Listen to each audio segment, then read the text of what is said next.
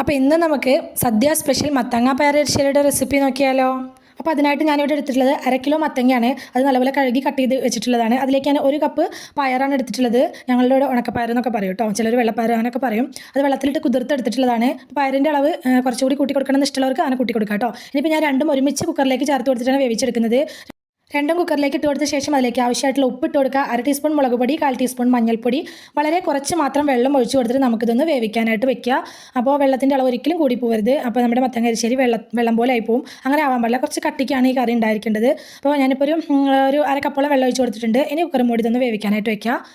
ഞാൻ സമയം കൊണ്ട് നമുക്ക് തേങ്ങയുടെ അരപ്പൊക്കെ റെഡിയാക്കി എടുക്കാം. മിക്സിയുടെ ജാറിലേക്ക് 1 കപ്പ് തേങ്ങയും 1/2 ടീസ്പൂൺ ജീരകവും അതുപോലെ തന്നെ ഇതിൻ്റെ എരിവിന് ആവശ്യമായിട്ടുള്ള പച്ചമുളകും കൂടി ചേർത്ത് കൊടുക്കുക. എന്നിട്ട് 1/4 കപ്പ് വെള്ളം കൂടി ഒഴിച്ചിട്ട് നമുക്കിതൊന്ന് അരച്ചെടുക്കണം. നല്ല മഷി പോലെ അരച്ചെടുക്കേണ്ട ആവശ്യമൊന്നുമില്ല. വേറൊരു പാൻ അടുപ്പിലേക്ക് വെച്ച് കൊടുക്കുക. എന്നിട്ട് അതിലേക്ക് വെളിച്ചെണ്ണയാണ് ഒഴിച്ച് കൊടുത്തിട്ടുള്ളത്. 1/2 ടീസ്പൂൺ കടുകും കൂടി ചേർത്ത് കൊടുത്തിട്ടുണ്ട്. അപ്പോൾ നാടൻ കറികളൊക്കെ എപ്പോഴും വെളിച്ചെണ്ണയിൽ തന്നെ ചെയ്യണം കേട്ടോ. അപ്പോഴാണ് നല്ല ടേസ്റ്റ് ഉണ്ടാവുക കറിക്ക്. കുറച്ചധികം വറ്റൽമുളക് ഞാൻ പൊട്ടിച്ച് ചേർത്ത് കൊടുത്തിട്ടുണ്ട്. അതുപോലെ തന്നെ കുറച്ചധികം തന്നെ കറിവേപ്പിലയും കൂടി ചേർത്ത് കൊടുത്തിട്ടുണ്ട്. നന്നായിട്ടൊന്നും മൊരിച്ചെടുക്കുക. മൊരിഞ്ഞ് വന്ന സമയത്ത് ഇതിലേക്ക് 1 കപ്പ് നിറയെ ഞാൻ തേങ്ങ എടുത്തിട്ടുണ്ട്. അപ്പോൾ തേങ്ങയൊക്കെ ഇപ്പോൾ ഒരുപാട് റേറ്റ് കൂടുതലാണെന്ന്, അതുകൊണ്ട് തന്നെ നിങ്ങളുടെ അളവിന് നിങ്ങൾക്ക് ഇഷ്ടമുള്ള അത്ര എടുക്കുക കേട്ടോ. ഞാനിപ്പോൾ 1 കപ്പ് നിറച്ചെടുത്തിട്ടുണ്ട്.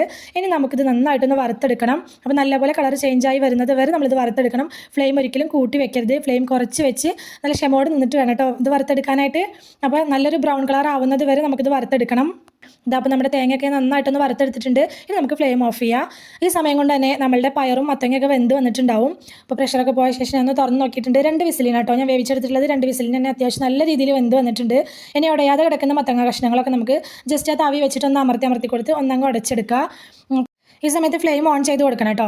മത്തങ്ങ കഷ്ണങ്ങളൊക്കെ അത്യാവശ്യം നല്ല രീതിക്ക് ഒന്ന് ഉടച്ചെടുത്ത ശേഷം നമുക്ക് അരച്ച് വെച്ചിട്ടുള്ള തേങ്ങയുടെ അരപ്പ് ഇതിലേക്ക് ഒഴിച്ചു കൊടുക്കുക. തേങ്ങയും ജീരകവും പച്ചമുളകും കൂടി ചേർത്ത് അരച്ചെടുത്തിട്ടുള്ള അരപ്പ് ഇതിലേക്ക് ഒഴിച്ചു കൊടുക്കുക. എന്നിട്ട് നന്നായിട്ട് തന്നെ ഇതൊന്ന് മിക്സാക്കി എടുക്കണം. മിക്സാക്കി എടുത്തിട്ട് കൈ വിടാതെ ഒന്ന് നമ്മൾ ഇളക്കി എടുത്തിട്ട് നല്ലപോലെ ഒന്ന് ചൂടാക്കി എടുക്കണം.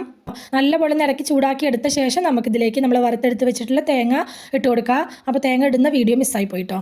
അപ്പോൾ അതെങ്ങനെയോ ഡിലീറ്റ് ആയി പോയിട്ടുണ്ട്. ഞാൻ ഫ്ലെയിം ഓഫാക്കി കൊടുത്തിട്ടുണ്ട്. എന്നിട്ട് നന്നായിട്ടൊന്ന് മിക്സാക്കി എടുക്കുക. ഈ വറുത്തെടുത്ത തേങ്ങ ഈ കറിയിലേക്ക് നന്നായി ചേരുന്ന വിധത്തിൽ നന്നായിട്ടൊന്ന് മിക്സാക്കി എടുക്കുക. ഇത്രയേ ഉള്ളൂ കേട്ടോ. നമ്മുടെ അടിപൊളി മത്തങ്ങ പയർ എരിശ്ശേരി ഇവിടെ റെഡി ആയിട്ടുണ്ട്. അടിപൊളി ടേസ്റ്റാണ്. അപ്പോൾ പലരും പല രീതിയിൽ മത്തങ്ങ എരിശ്ശേരി വെക്കുന്നത് കണ്ടിട്ടുണ്ട്. ഈ വറുത്തിടാതെ വെക്കുന്നതും കണ്ടിട്ടുണ്ട് കേട്ടോ. പക്ഷേ ഇങ്ങനെ വറുത്തിട്ടിട്ട് ചെയ്യുമ്പോഴാണ് ഈ എരിശ്ശേരിക്ക് നല്ല ടേസ്റ്റ് ഉണ്ടായിട്ട് എനിക്ക് തോന്നിയിട്ടുള്ളത്. ഇഷ്ടമായിട്ടുണ്ടെങ്കിൽ സബ്സ്ക്രൈബ് ചെയ്യാനും ലൈക്ക് ചെയ്യാനും മറക്കല്ലേ കേട്ടോ.